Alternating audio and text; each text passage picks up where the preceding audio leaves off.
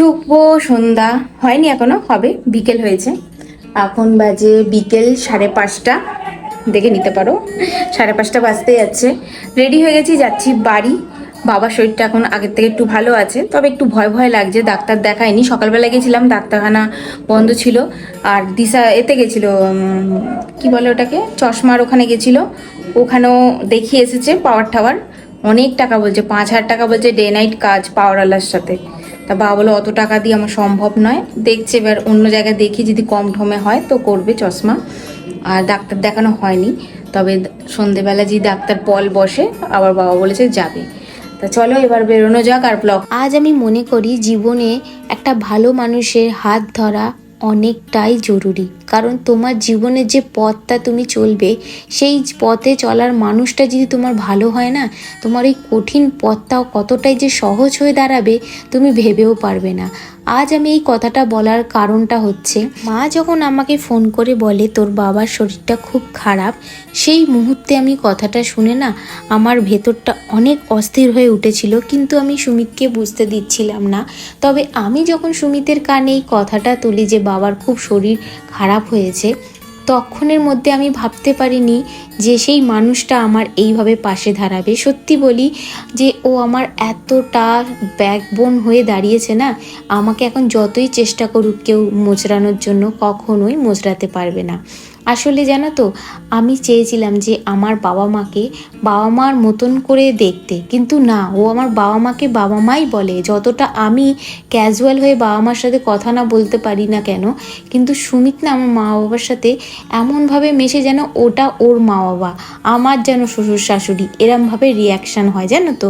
তবে আমি ক্যামেরাতে অত তো বন্দি করতে পারি না এত সুন্দর মুহূর্তগুলো, আর আমি তুলে ধরতেও চাই না। বলে না মানুষের নজর লাগে, তাই জন্য সেই সব মুহূর্তগুলো আমি তুলে ধরি না। যতটা চেষ্টা করি আমি নিজের জিনিসটাই দেখাই, অপরেরটা দেখাই না। যাই হোক, সুমিত তাড়াতাড়ি করে আমাকে নিয়ে বাড়িতে এসে বাবাকে নিয়ে চলে গেছিলো ডাক্তারখানায়।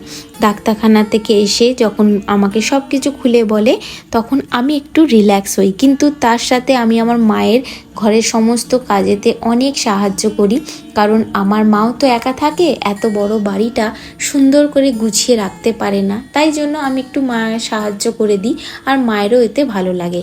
দেখো, তোমাদের সাথে এত কথা বলতে বলতে আমি চলে এসেছি কোন্নগর লঞ্চ ঘাটে। আর এইখান থেকেই পার হলে তোমরা সবাই জানো সোদপুর।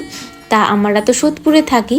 এই আসার সময় না বাবা অনেক টেনশন করছিল জানো তো, যে তোরা চলে যাচ্ছিস, কিছু হলে কি হবে, আমি কাকে ডাকবো। কিন্তু সুমিত একটা কথাই বলে, কিচ্ছু হলে কোনো ভয় নেই, তোমার যখন মনে হবে যে তোমার শরীরটা খারাপ লাগছে, আমাকে একটা ফোন দেবে, আমি ঠিক তোমার কাছে চলে আসবো, যতই রাত হোক না কেন। মানুষটা যে তাই, সেই মানুষটার কাছে গিয়ে এরম কথা বললে একটা যে সাহস বাড়ে না, সেই সাহসটার জন্য মানুষটা অনেকটাই সুস্থ বোধ করে। আর সুমিত না প্রচুর কেয়ারফুল নিজের প্যারেন্টসকে নিয়ে, আমার প্যারেন্টসকে নিয়ে। আর এমন সময় পরিবারের পাশে এসে দাঁড়ানো, এটা অনেকটাই দায়িত্ব, আর এরই নাম ভালোবাসা। এখন সন্ধে বাজে কটা, 1:45 বাজে। যাচ্ছি বাজারে, বাজারে কিছু কেনাকাটা আছে। এই এসে ফ্রেশ হয়েই এখন আবার বেরোচ্ছি। তালা দেওয়া নেই, দরজার তালা দেওয়া আছে। আচ্ছা,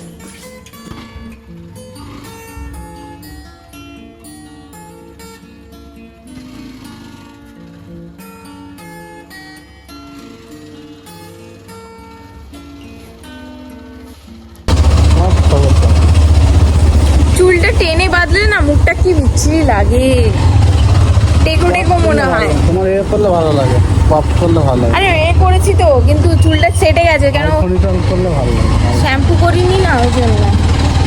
তবে সব সময় না ব্লগের মধ্যে সব জিনিসটা মনে থাকে না বলবো, তাই ভাবলাম আজকের এই ব্লগটাতে এই কথাগুলো তুলে ধরা অনেকটাই জরুরি।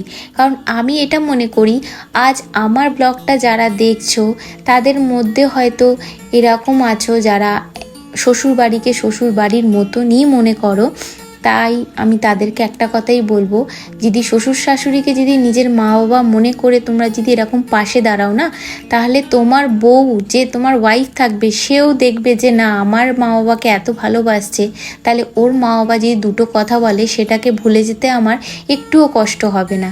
তোমার মা বাবাকে মা বাবা বলে সে আরও আপন করে নেবে।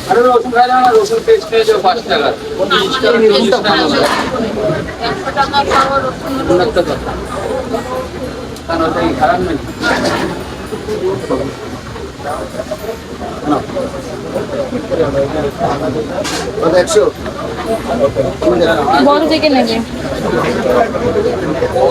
আর করতে হবে না, দিয়ে ভুলে যা, নেন 100। এই দেন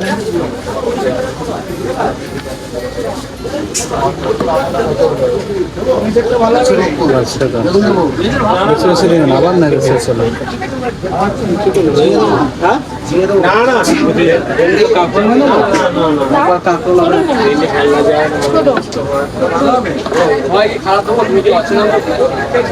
হলুদ না, সবুজ সবুজ দেখে হলুদ না ওটা। হ্যাঁ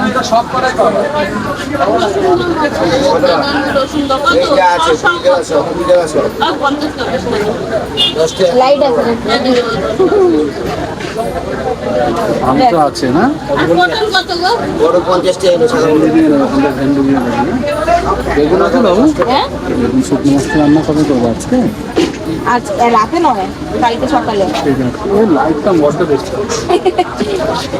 ভেন্ডি দিয়ে দিও, হ্যাঁ বুলেট লঙ্কা দিও। তো ভরা আছে, 400 আছে, আর দেবো পেঁপে নিয়ে না, দাদা, বেগুন তো আছে। না না 400 আছে, 400। ঠিক আছে, বেশি লাগবে না। কমিয়ে নিয়ে তুমি 300 করে দিতে পারো।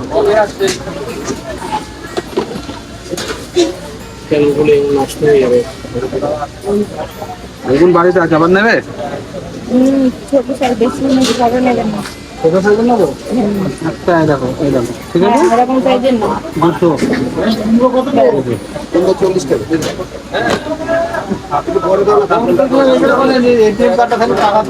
কমাচ্ছে।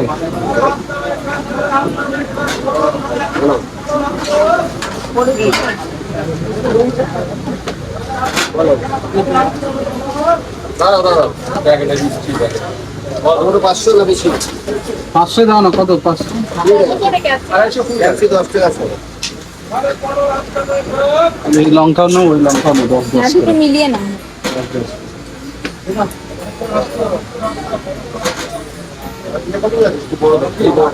এটা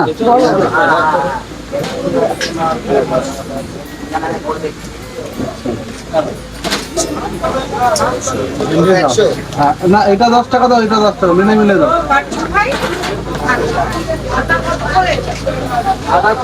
ভিন্ডি দিও।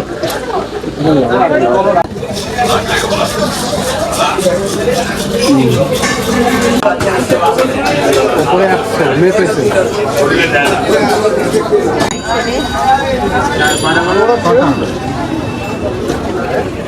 মিউট করে দেবো তো, এ না বার করো তো।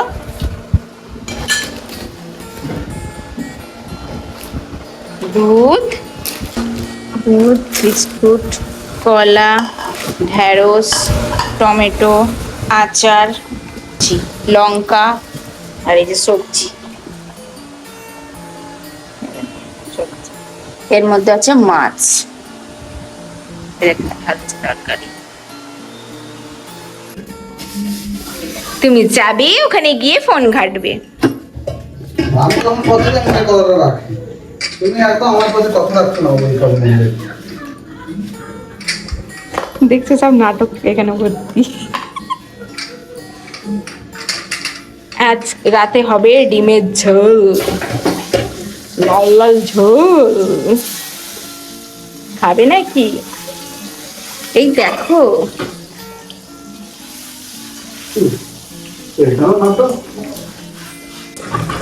এই দেখো সুমিতকে। বাজার করে আসার পর ঘরের সমস্ত কাজ করে নিয়েছি, যেমন বাজারগুলো নিজের নিজের জায়গায় রাখা, আর সন্ধেবেলা কিছু টিফিন বানিয়েছিলাম সেই সব বাসনগুলো পড়েছিল, সেই বাসনগুলোই সুমিত এখন মেজে দিচ্ছে।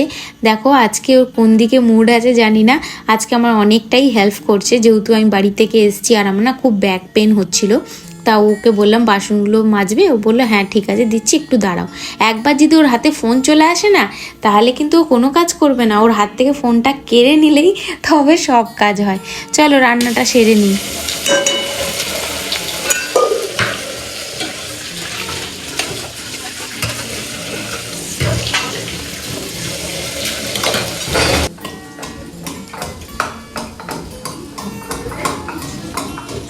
দেখি বাবু এই ব্যাগটা সরাই এখান থেকে।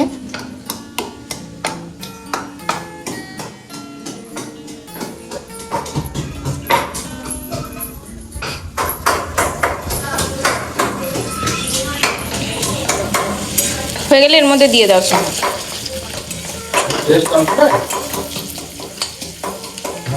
হ্যাঁ কি সেই আদা থেতো করে দিলে কেন? দামানে তো এরম ভাবেই করতাম, শিলনোড়া ছিল না, মিক্সার ছিল না।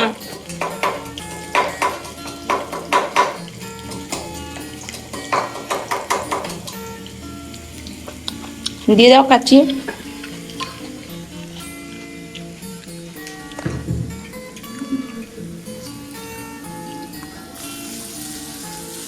জলগুলো ভরে নি। ওর মধ্যে একটু জল দিয়ে রেখে দাও, সেরকম হলে মশলাটা দিয়ে দাও, দিয়ে দাও।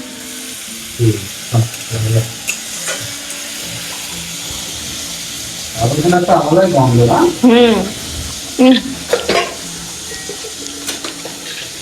এটা দেখে আমার দেখিয়ে দিয়েছে, সেটা আমি এরকম করে রাখি। আমার 10টা একটা কাজ 10 বার বলতে হয় না।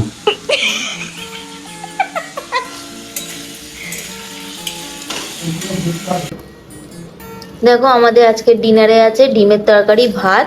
এ দেখো সুমিত ওর নিজের ভাতটা চটকাচ্ছে।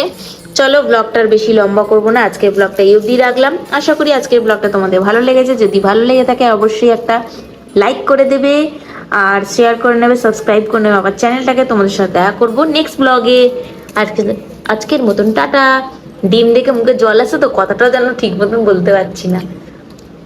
ওই ডিমটা তোমার, আমার নয়, একটা ডিম খাবো আমি। চলো টাটা।